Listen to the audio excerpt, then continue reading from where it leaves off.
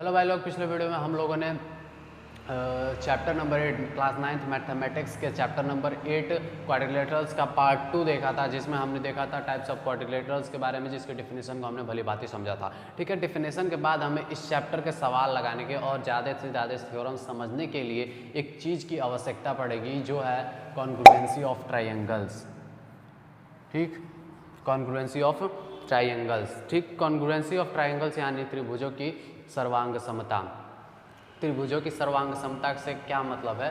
तो हम लोग त्रिभुजों की सर्वांग समता को समझने के लिए पहले दो त्रिभुज लेते हैं। ठीक है, ये हमारा एक हो गया एंड ये हमारा एक त्रिभुज हो गया। ठीक, इसको नाम दिया हमने ए बी सी, इसको नाम दिया हमने डी ई एफ। ठीक है, अब इन दोनों की सर्वांग समता, पहले सर्वांग सम शब्द को समझिए। सर्वांग सम यानी कॉन्ग्रुएंट। ये आपको 7th चैप्टर में, इसके पहले वाले चैप्टर में बताया गया होगा। सर्वांग सम शब्द 3 शब्दों से मिलकर बना है, एक सर्व, एक अंग और एक सम। सर्व का मतलब सभी, अंग का मतलब पार्ट यानी अंग ही बोलिए, और सम का मतलब समान। यानी कि अगर कोई वस्तु है, कोई 2 वस्तुएं हैं या फिर 3 वस्तुएं, कितनी भी वस्तुएं हैं, अगर उनके सभी अंग मतलब उसमें जितने भी पार्ट्स हैं वो एक ही जैसे हों, तो उन सभी वस्तुओं को हम लोग सर्वांग सम या फिर कॉन्ग्रुएंट बोल देंगे। जैसे आप लोग गेम्स खेलते हैं, तो अगर आप फ्री फायर की बात करें, फ्री फायर बहुत से बच्चे खेल रहे हैं इस समय, और पबजी। ठीक है, पबजी का नाम बैटल ग्राउंड्स इंडिया बदल के रख दिया गया है, बहुत ही बवाल हुआ था इस पर। ठीक है, फ्री फायर और पबजी को देखा जाए तो दोनों ही क्या हैं? दोनों ही एक मोबाइल गेम्स हैं, दोनों ही मोबाइल गेम्स हैं, दोनों एक मोबाइल गेम्स है, लेकिन दोनों के फीचर्स कुछ अलग अलग हैं। ठीक है, दोनों के फीचर्स कुछ अलग अलग हैं, तो फीचर्स अलग होने के कारण इन्हें हम लोग क्या बोलेंगे? इन्हें हम लोग सर्वांगसम ना बोल के समरूप बोल सकते हैं। मतलब इनका जब रूप एक समान है तो इन्हें हम लोग समरूप बोल सकते हैं। लेकिन सर्वांगसम अगर फ्री फायर के जैसा ही अगर हमें मिल जाएगा, तो इस समय हमको क्या देखने को मिल रहा है? फ्री फायर के जगह पे फ्री फायर मैक्स देखने को मिल रहा है, फ्री फायर मैक्स। और इन दोनों के फीचर्स, पूरे फीचर्स समान है, तो इन दोनों को हम लोग क्या बोल सकते हैं? सर्वांगसम बोल सकते हैं। और पबजी के साथ हमें क्या देखने को मिल रहा है? Battle grounds mobile, battle ground mobiles India. ठीक, और इन दोनों के क्या है फीचर्स? देखिए, इनका फीचर भी एक समान है, इनके मतलब सोर्सेज भी एक समान है, दिखते भी एक समान है। अगर सारे कुछ समान हो गए तो इनको हम लोग क्या बोल देंगे? कॉन्ग्रुएंट बोल देंगे। और इनको क्या बोल देंगे? कॉन्ग्रुएंट। फ्री फायर और फ्री फायर मैक्स को, पबजी और बैटल ग्राउंड्स मोबाइल इंडिया को, इन दोनों को हम लोग कॉन्ग्रुएंट बोल सकते हैं। और वैसे ही हमारे त्रिभुज की अगर सारे अंग समान हो गए तो 2 त्रिभुजों को भी समान कॉन्ग्रुएंट बोलेंगे, यानी कि सर्वांगसम बोलेंगे। तो सारे अंग से, इसमें तो भाई अंग क्या है? तो इसमें नेविगेशन बटन्स, गेस्चर्स और कंट्रोलर्स, और क्या है इसमें उसकी विजिबिलिटी कैसी है, फीचर्स कैसे हैं, वो इसके इस गेम्स के अंग हो गए। इनकी स्टोरेज कितना है, स्टोरेज कैपेसिटी कितना है, ये इनके वो क्या हो गए? फीचर्स हो गए, तो इनके अंग हो गए। अब इनके अंग क्या होंगे? तो भाई अगर मैं सिंपली कोई त्रिभुज ड्रॉ करता हूं, तो इस त्रिभुज में क्या है? त्रिभुज में 1 2 3, इस त्रिभुज में 3 क्या हैं? साइड्स हैं, 3 साइड्स हैं, और 3 क्या हैं? एंगल्स हैं, 3 एंगल्स हैं। ठीक, साइड्स हैं, 3 एंगल्स हैं, तो यही इनके अंग है। हमारे अंदर तो अंगों के भंडार है, बाल है, नाक है, कान है, हाथ है, पैर है, बहुत सारे अंग हैं। गाड़ी के अंदर देखा जाए तो गाड़ी के अंदर पहिया है, एक उस पर कार पे लोहा हुआ है, जितने भी सारे इंजन है वो अंग है। तो इनमें 2 अंग है, एक साइड है, एक एंगल है यानी भुजा है, और कोण है। ठीक, और इसकी अगर ये भुजा देखिए, मानिए ए बी हो जाए ईडी के, ठीक, ए बी बराबर हो जाए ईडी के, बी सी बराबर हो जाए ई एफ के, और ए सी बराबर हो जाए डी एफ के। ठीक, और इसके अंदर भी चला जाए तो एंगल बी क्या हो जाए? एंगल ई के बराबर हो जाए। एंगल सी क्या हो जाए? एंगल ए के बराबर हो जाए। एंगल सी क्या हो जाए, एंगल एफ के बराबर हो जाए, और एंगल ए क्या हो जाए, एंगल डी के बराबर हो जाए। मतलब इसके सभी अंग जब समान हो जाए तो इसको क्या बोलेंगे हम लोग, कॉन्ग्रुएंट यानी सर्वांगसम। सर्व बोलते हैं ना कि बहुत सर्वज्ञानी है वो, तो बोलते हैं ना कि जैसे पहले के महर्षि वाल्मीकि सर्वज्ञाता थे, या फिर विष्णु भगवान सर्वज्ञाता हैं, ऐसे बोलते हैं ना। तो सर्व का मतलब सभी अंग, सभी इसके जितने भी अंग हैं वो एक जैसे होंगे। अब भाई बात आती है कि हमने तो ये समझा कि ये ठीक है, चलो भाई ये दोनों सर्वांगसम का मतलब हमने समझ लिया, लेकिन इन दोनों त्रिभुजों को सर्वांगसम कहेंगे कब? मतलब इनके सर्वांगसम होने के कुछ रूल्स तो होने चाहिए ना। तो इनके सर्वांगसम होने के लिए हमें 5 रूल्स दिए गए हैं। 5 उसे कसौटियाँ बोलते हैं हिंदी में, ठीक है, जो जिसका नाम है SSS, ASA, SAS, SSS and RHS। इसे कॉन्ग्रुएंसी रूल्स या फिर सर्वांग समता की कसौटियाँ भी बोलते हैं।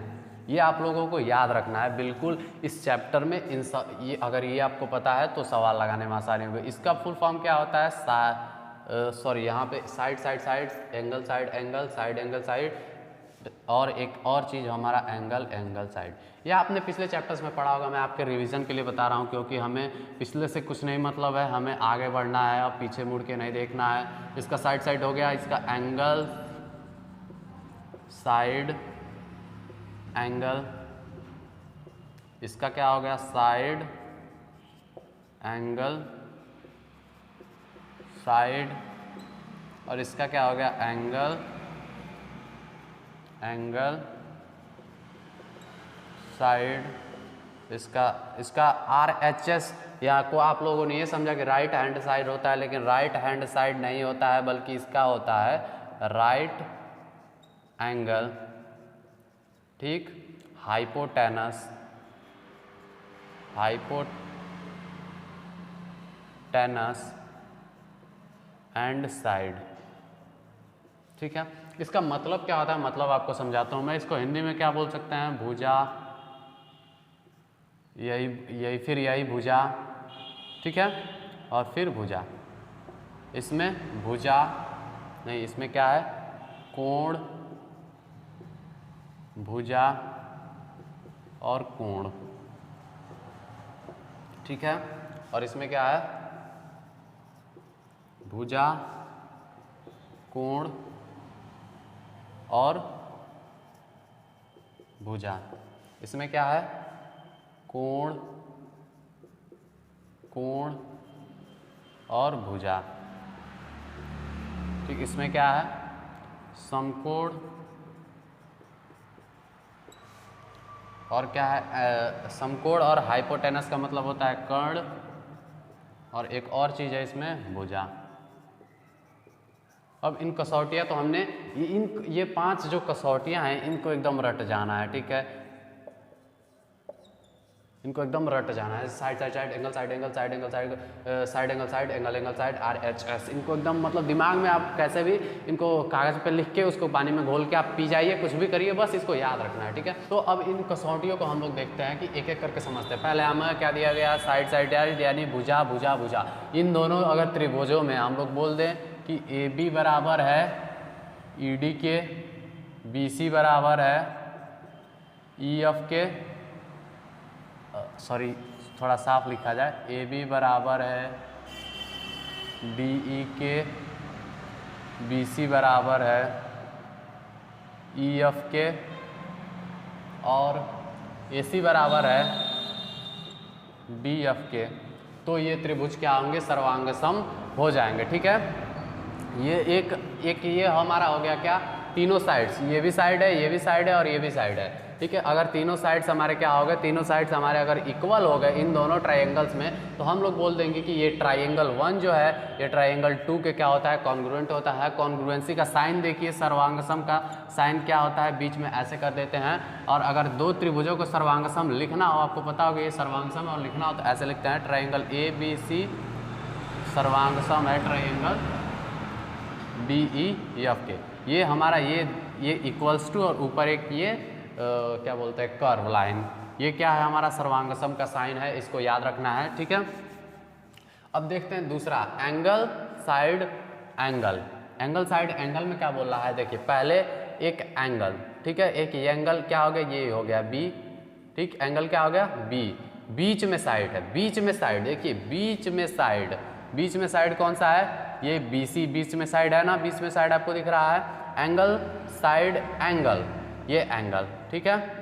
दो एंगल्स के बीच में एक साइड होना चाहिए, या फिर इसमें देखिए यहाँ पे ये दो एंगल्स और बीच में एक साइड, ये दो एंगल्स बीच में एक साइड, ये दो एंगल्स बीच में एक साइड हो तो दोनों ये कॉन्ग्रुएंट हो सकते हैं। तो मैं इसको बस ऐसे लिख सकता हूँ कि मान लीजिए देखिए अगर angle B is equal to है एंगल E के, समझिएगा अच्छे से, BC इज इक्वल टू क्या है EF के, और angle C is equal to क्या है एंगल EF के, तो बोल देंगे कि ये त्रिभुज क्या होगा, सर्वांग सम होगा। दो आपने समझ लिया, साइड साइड साइड और angle side angle. Angle side angle में ये आपको ये देखना है कि बीच में कौन सा है, साइड है ना, तो यहाँ बीच में साइड होना चाहिए। ये नहीं कि यहाँ पे एक एंगल बोल दिए, यहाँ पे एक एंगल बोल दिए तो यहाँ पे एक साइड हो गया तो भी हो जाएगा, नहीं, वो दूसरी प्रॉपर्टी हो जाएगी। इस प्रॉपर्टी को लगाने के लिए बीच में साइड होना चाहिए।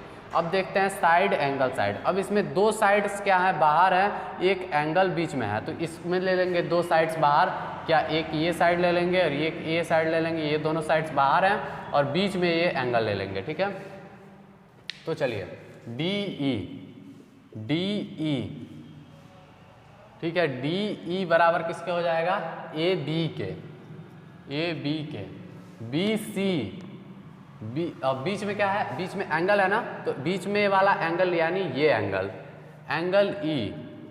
एंगल ई बराबर किसके हो जाएगा, एंगल बी के, एंगल ई बराबर किसके हो जाएगा, एंगल बी के, और ये बी सी बराबर किसके हो जाएगा, ई एफ के। अगर ऐसा कुछ केस मिलता है तो बोल देंगे कि ये दोनों त्रिभुज क्या है, सर्वांग सम है, ठीक है। ये देखिए यहाँ पे बीच में क्या है, बीच में एंगल है, बीच में एंगल, ऐसा नहीं है कि यहाँ पे एक साइड, यहाँ पे साइड और यहाँ पे एंगल मिल जाए तो उसको सर्वांग सम बोल देंगे, ऐसा बिल्कुल नहीं करना है, यही गलती सबसे होती है, ठीक है। बीच में एंगल होना चाहिए। अब देखिए यहाँ पे एंगल साइड दिया हुआ है, एंगल साइड, तो पहले एंगल फिर एक एंगल, ठीक, फिर एक साइड, ठीक है। तो देखिए पहले एंगल हम लोग क्या लिख सकते हैं, angle E is equal to angle B. ये कोई सवाल नहीं है, बस आपको समझाने के लिए मैं ये लिख रहा हूँ, ठीक है।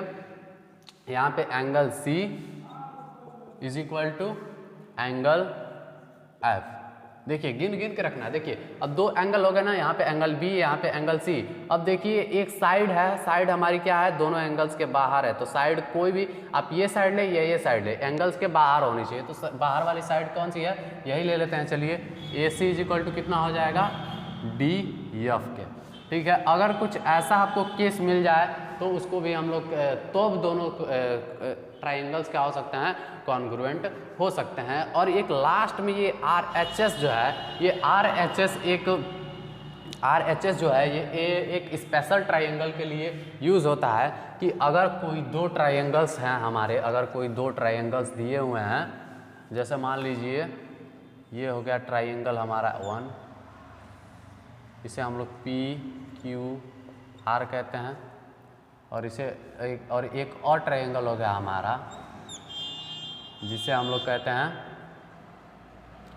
ओ पी क्यू, ठीक है। ये दो ट्रायंगल हो गए। अगर हम लोग बोले कि ये इन दोनों ट्रायंगल में एक एंगल जो है हमारा, एक एंगल क्या है 90 डिग्री है, एक एंगल 90 डिग्री है, तो ये वाला RHS वाला हमारा रूल यूज़ होता है। कैसे यूज होता है चलिए बताते हैं आपको। देखिए जब राइट एंगल होता है किसी भी ट्रायंगल में, तो इसकी सामने वाली भुजा जो होती है, सामने वाली भुजा, उसको हम लोग बोलते हैं कर्ड, ठीक है, या फिर इसको बोलते हैं हाइपोटेनस, ठीक है, इसको कर्ण या फिर हाइपोटेनस बोलते हैं। तो इसमें हमने क्या बोला है, राइट एंगल को पकड़िए, मतलब ये वाला अगर एंगल यहाँ पे देखिए, angle Q is equal to angle P, ठीक, राइट एंगल हाइपोटेनस यानी RP इज इक्वल टू, इसका हाइपोटेनस क्या है ये वाला। हाइपोटेनस अगर जहाँ बोले तो राइट एंगल के ठीक सीधे वाली भुजा। तो R P is equal to O Q. अब इसमें हमको ये झंझट छुड़ा दिया है कि साइड जब बोले तो इन दोनों को, ये दोनों मिलने के बाद कोई साइड ले सकते हैं। आप ये साइड लीजिए, ये साइड लीजिए, या फिर ये साइड लीजिए, ये तो हो ही गया है। इन दोनों में से कोई साइड ले सकते हैं। तो R Q is equal to P Q भी हम लोग ले सकते हैं। R Q is equal to P Q. अगर ऐसा कुछ आपको सवाल में मिल जाता है तो आप लोग बोल देंगे कि ये ट्राइंगल्स क्या हैं, कॉन्ग्रुएंट हैं। और इन ट्राइंगल्स के कॉन्ग्रुएंट होने के बाद हमको एक और चीज़ मिलता है, उसको हम लोग बोलते हैं CPCT। उसको क्या बोलते हैं हम लोग? CPCT। CPCT का मतलब क्या होता है? Corresponding parts of congruent triangles, यानी सर्वांगसम त्रिभुजों के संगत भाग। ठीक है, सर्वांगसम त्रिभुजों के क्या होते हैं? संगत भाग। अब संगत का मतलब क्या हुआ? संगत का मतलब जैसे अगर कोई साधु है तो वो साधु के साथ ही रहेगा, कोई पढ़ने वाला बच्चा है तो पढ़ने वाले के बच्चे के साथ ही रहेगा। क्या आपने कभी चूहे और बिल्ली को साथ में घूमते हुए देखा है? आप जवाब मिलेगा बिल्कुल नहीं। क्या आपने कभी शेर और बकरी को साथ में घूमते हुए देखा है? आपको जवाब मिलेगा बिल्कुल नहीं, क्योंकि उनका संगति एक जैसा नहीं है। बकरी कुछ और करेगी, शेर कुछ और करेगा, उसके पास जाएगी तो खा जाएगा, सब खत्म हो जाएगा। ठीक है, तो संगत का मतलब ये हुआ कि एक जैसा मत। ठीक है,